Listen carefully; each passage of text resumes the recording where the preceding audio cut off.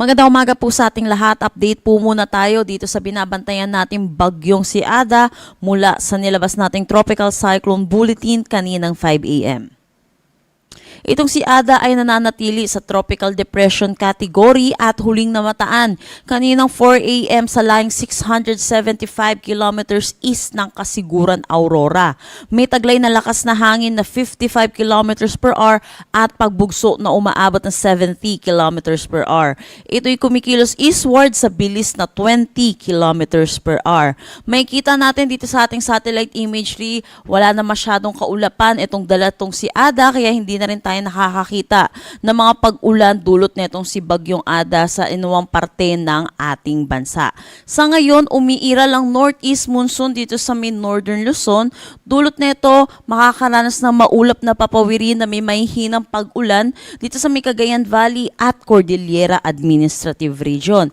Para naman sa Ilocos Region at Central Luzon, makakaranas naman sila ng bahagya hanggang sa maulap na papawirin na may mga isolated light rains. At para sa Metro Manila at nalalabing bahagi ng ating bansa, posible tayong makaranas ng init at alinsangan, lalo na sa tanghali hanggang hapon na may mga tsansa po ng isolated rain showers at mga localized thunderstorm lalo na po sa hapon at sa gabi.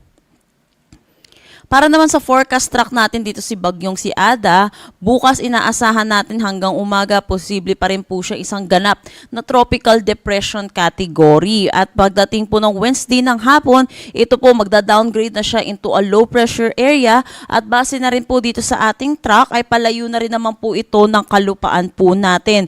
Kaya hindi na rin po natin inaasahan na magkakaranas pa po tayo ng mga pag-ulan dulot itong si Bagyong Ada at hindi na rin po natin nakikita ang pagtataas ng anumang tropical cyclone wind signal dulot kay Ada. Sa ngayon, dahil sa bugso netong northeast monsoon, makakaranas ng strong to gale force na hangin dito ngayong araw sa Batanes, Babuyan Islands, northern at eastern mainland ng Cagayan, eastern Isabela, Ilocos Norte, Ilocos Sur, Abra, Aurora, Calabarzon, Oriental Mindoro, Occidental Mindoro, Romblon, Marinduque, Bicol Region, northern Samar, eastern Samar at Dinagat Islands. At dahil nga po yung sinabi ko kanina, may bugso po tayong northeast monsoon na inaasahan. Kaya may kita din po natin may mga areas na po tayong makakaranas lalo na po dito sa Mindanao ng malalakas na hangin dulot po ng northeast monsoon sa mga susunod na araw. At dahil po dito sa surge po ng northeast monsoon, meron na tayong nakataas na gale warning dito sa may Batanes at Babuyan Islands.